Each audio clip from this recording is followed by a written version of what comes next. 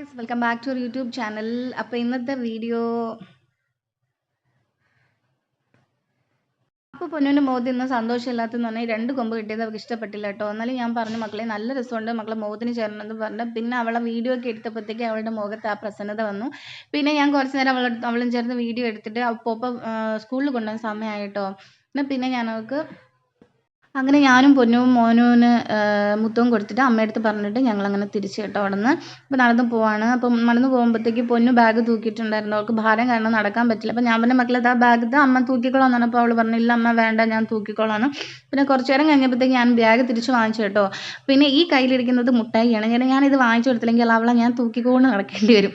അത് പേടിച്ചിട്ട് ഞാൻ എന്ത് ചെയ്തു, അവൾക്ക് മുട്ടായി വാങ്ങിച്ചു കൊടുത്തു. അപ്പോൾ മുട്ടായി കഴിച്ച് നടക്കുകയാണ്. അല്ല, വീട്ടിൽ നിന്ന് കുറച്ച് നടന്ന് മെയിൻ റോഡ്, അവിടെ നിന്ന് കുറച്ച് നടന്നാൽ മതി കേട്ടോ സ്കൂള്.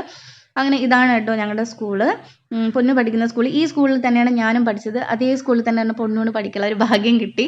അപ്പം ഇവിടെ പുതിയ സ്കൂളിൻ്റെ ബിൽഡിംഗ് പണി നടന്നുകൊണ്ടിരിക്കുകയാണ് കേട്ടോ. അതുപോലെ തന്നെ ഇവിടെ കുറേ മാന് മയിൽ അതൊക്കെ പിള്ളേർ അട്രാക്ഷൻ ചെയ്യാൻ വേണ്ടിയിട്ട് ഉണ്ടാക്കി വെച്ചിട്ടുണ്ട്.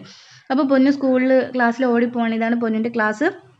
അപ്പോൾ ടീച്ചർ കാണാതിരിക്കാൻ വേണ്ടിയിട്ട് പൊന്നു കുനിഞ്ഞു പോയതാണ് കേട്ടോ. അപ്പോൾ ടീച്ചർ അത് കണ്ടു. ടീച്ചർ പറയുന്നുണ്ടായിരുന്നു ഞാൻ കണ്ടു എന്നുള്ളത്. അങ്ങനെ ഞാൻ പിന്നെ ഇത് ടീച്ചറാണ്. ടീച്ചറിനെ എനിക്ക് നേരത്തെ അറിയാം. ടീച്ചർ ഞങ്ങൾ പള്ളിയിൽ VBSനൊക്കെ വരുമ്പോൾ സമയത്ത് ഞാൻ കണ്ടിട്ടുണ്ട്. അപ്പോൾ ടീച്ചർ ഭയങ്കര സ്നേഹമുള്ള ടീച്ചറാണ്. എല്ലാവരോടും ഒരുപോലെ സ്നേഹിക്കുക, വലിയ ജാടയൊന്നും ഇല്ല കേട്ടോ. നല്ല ടീച്ചറാണ് കേട്ടോ, നല്ല സ്വഭാവമാണ് ടീച്ചർക്ക്. ഇവിടെയുള്ള എല്ലാവരും അങ്ങനെയാണ്, എല്ലാ ടീച്ചർമാരും അങ്ങനെയാണ്. അപ്പോൾ ഇതേ സ്കൂളിൽ ഞാൻ പഠിച്ചിരുന്ന സമയത്തൊന്നും ഇവിടെ ഇങ്ങനെ ഇതൊന്നും ഞാൻ കണ്ടിട്ടില്ല. കാരണം ഇവിടെ കുറേ വെജിറ്റബിൾസിൻ്റെയും അതുപോലെ തന്നെ ഫ്രൂട്ട്സ് ഉണ്ടോയെന്ന് എനിക്കറിയത്തില്ല. പക്ഷേ വെജിറ്റബിൾസും അതുപോലെ തന്നെ ഫ്ലവേഴ്സിൻ്റെ ഒത്തിരി പ്ലാന്റ്സ് ഇവിടെ വെച്ചിട്ടുണ്ടായിരുന്നു. ഞാൻ പഠിക്കുന്ന സമയത്തൊന്നും ഇതൊന്നും ഇല്ല കേട്ടോ. ഇവിടെ മൊത്തം ചേഞ്ചായി. ബിൽഡിംഗ് അതുപോലെ തന്നെയാണ്. ഇനി പുതിയ സ്കൂൾ കിട്ടുമ്പോൾ എങ്ങനെയാണെന്ന് എനിക്ക് അറിയത്തില്ല. പണി നടന്നുകൊണ്ടിരിക്കുന്നതേ ഉള്ളൂ. പിന്നെ ഞാൻ അവിടുത്തെ കുറച്ച് വീഡിയോകളൊക്കെ എടുത്തിട്ട് ഞാൻ അവിടെ ബസ് സ്റ്റോപ്പിലോട്ട് പോയി. കാരണം എനിക്ക് പപ്പയ്ക്കും അമ്മയ്ക്കും ഗുളിക വാങ്ങാൻ പോകണമായിരുന്നു.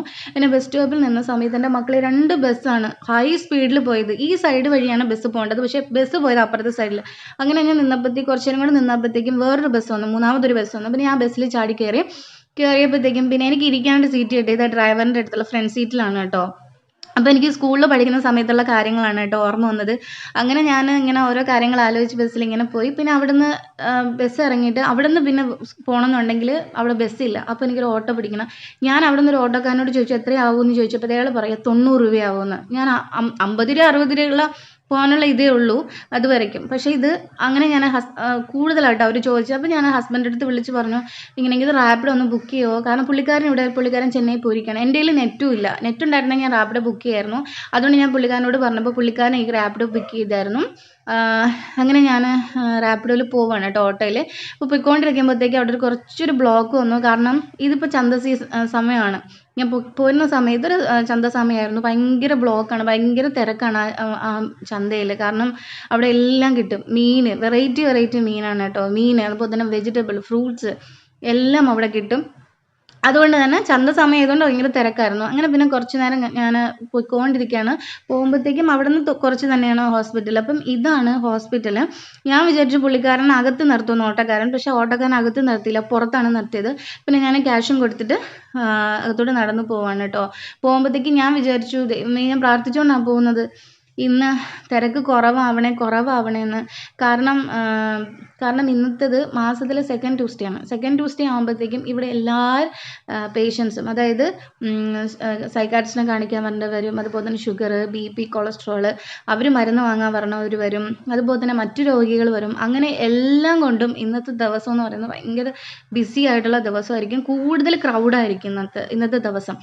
ബാക്കിയുള്ള ദിവസങ്ങൾ പോകാൻ എങ്ങനെയാണെന്ന് എനിക്കറിയില്ല. കാരണം ഞാൻ ഈ സെക്കൻഡ് ട്യൂസ്ഡേ മാത്രമേ ഞാൻ പോയിട്ടുള്ളൂ. കാരണം പപ്പയ്ക്കും അമ്മയ്ക്കും മരുന്ന് വാങ്ങില്ല, 2 പേർക്കും മരുന്ന് വാങ്ങണം കേട്ടോ. അതുകൊണ്ട് ഞാൻ ഈ ദിവസം പോയുള്ള പരിചയം എനിക്കുള്ളൂ. പോയപ്പോൾ തന്നെ എനിക്ക് മനസ്സിലായി ഇന്ന് സമയത്തിനൊന്നും വീട്ടിൽ പോകാൻ പറ്റില്ല എന്ന്. കാരണം അത്ര തിരക്കായിരുന്നു. പിന്നെ കുറച്ച് നേരം വെയിറ്റ് ചെയ്തപ്പോൾ എനിക്ക് വന്ന നമ്പർ 170 171 അപ്പോൾ ഞാൻ അവിടെ കുറച്ച് നേരം ഇരുന്ന് കേട്ടോ. അവിടെ ഇരുന്നിട്ട് എന്തിനാ ആൾക്കാരെ മുഖത്ത് നോക്കി സമയം കളഞ്ഞെന്ന് പറഞ്ഞു. ഞാൻ വിചാരിച്ചു വെളിയിൽ പോയിട്ട് ഒരു ചായ കുടിച്ചിട്ട് വരാമെന്ന് വിചാരിച്ചിട്ട് പോയതാണ്. പക്ഷെ അവിടെ ചെന്നപ്പോഴത്തേക്കും അവിടെ പപ്സും ഇരിക്കുന്നു, ബട്ടർ ബണ്ണും ഇരിക്കുന്നു. ഡെയിലി ഞാൻ പപ്സ് കഴിച്ച് മടുത്തു കേട്ടോ. അതുകൊണ്ട് ഞാൻ വിചാരിച്ചു എന്തായാലും ബട്ടർ ബണ്ണ് കഴിക്കാമെന്ന് വെച്ച് മാറ്റി ചിന്തിക്കാമെന്ന് വിചാരിച്ചു.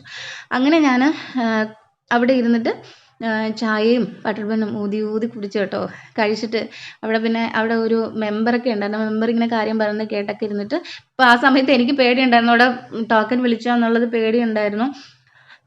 അങ്ങനെ ഞാൻ ചായയൊക്കെ കുടിച്ചിട്ട് അകത്ത് പോയി. അകത്ത് പോയപ്പോഴത്തേക്കും എൻ്റെ ടോക്കൺ വിളിച്ചത് 153 ആയിരുന്നു കേട്ടോ. അപ്പോൾ പിന്നെ കുറച്ച് നേരം അവിടെ ഇരുന്നപ്പോഴത്തേക്കും പിന്നെ എൻ്റെ ടോക്കൺ വന്നു. പിന്നെ ഞാൻ അകത്ത് കയറി ഗുളികയൊക്കെ ഡോക്ടറിൻ്റെ എഴുതി വാങ്ങിച്ചിട്ട് ഗുളികയൊക്കെ വാങ്ങിച്ചിട്ട് തിരിച്ച് റാപ്പിഡോ ബുക്ക് ചെയ്തത് പുള്ളിക്കാരൻ തന്നെയാണ് കേട്ടോ. അപ്പോൾ പോണ വഴിക്ക് എനിക്ക് കുറച്ച് മീൻ കിട്ടി. പിന്നെ ചുമന്ന ചൂര ഞാൻ കുറേ നാളുകൊണ്ട് വിചാരിക്കുന്നു ചീര കഴിക്കണമെന്ന്. അങ്ങനെ ചുമന്ന ചീരയും വാങ്ങിച്ചിട്ട് ഞാൻ ഓട്ടോയിൽ തിരിച്ച് വന്ന് അവിടെ നിന്ന് ഓട്ടോയിൽ ഇറങ്ങി ബസ് സ്റ്റോപ്പിൽ നിൽക്കുകയാണ് എൻ്റെ വീട്ടിലോട്ട്. അപ്പോൾ ഇത്രയേ ഉള്ളൂ video. Tata bye bye, see U.